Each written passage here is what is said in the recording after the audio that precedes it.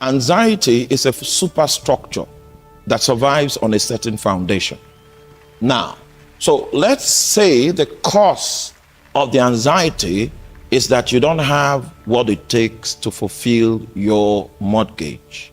There is a lack. So that lack, this is lack. This lectern is lack. This speaker is what?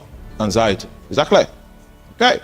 So he says, be anxious for nothing. Yeah. But in everything by prayer and supplication. Can you see? The very things that make us anxious are supposed to be the propellers that lead us into prayer. Are you there? The very things that make for anxiety are supposed to be the propellers. It's an indication of the fact, if you are anxious, it's an indication of the fact that there is a superfluous manifestation of your insufficiency. Insufficiency is human nature.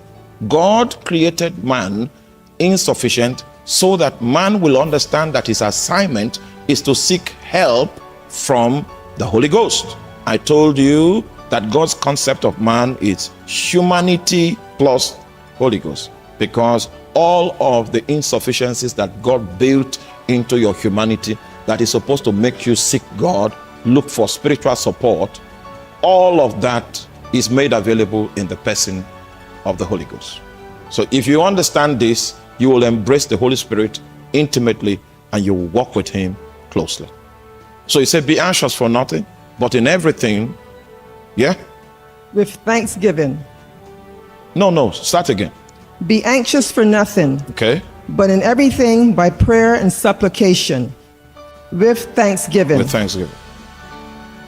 Let your requests be made known to God. Let your requests be made known to God. So, how does God solve this question? Does God change the circumstances? No. He changes you. Now read verse 7, you'll find out. Most of you don't know how to recognize a miracle. You felt that if the circumstances do not change, I'm going to be crushed. The reason why you feel that way is because of the insufficiency in your humanity. If you climb the ladder of the Spirit to another pedestal, your perspective will change. Most of the time, the true miracle is that God changes you, not the situation. God will change you first before he will change the situation. Is that clear?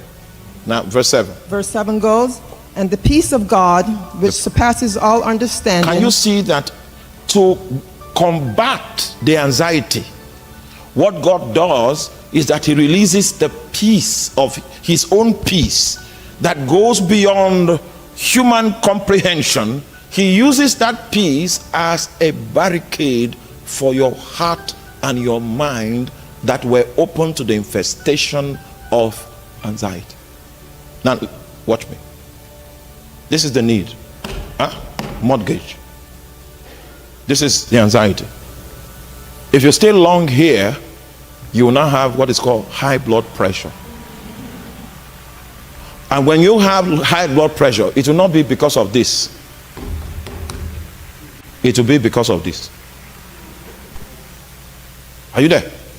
That's why he says, do not allow this. This is an explosive device by itself. The moment it penetrates your soul, it can destroy you. It can self-destruct. So don't stay on anxiety. Every time you experience the symptoms of anxiety, let that become a motivation to drive you into prayer. If you were doing 1 hour every day, then you do 4 hours. You need to get drunk with the Holy Ghost for him to take your mind beyond the reach of the anxiety.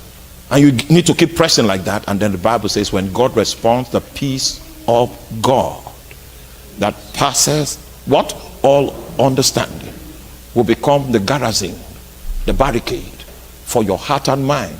It means that anxiety attacks your mind. Anxiety attacks your heart. So many theologians have so much to say about anxiety. And many of them call it a psychological situation. But take it from me, I want to whisper to you. It's a demon. Take it from me. Take it from me. It's a demon.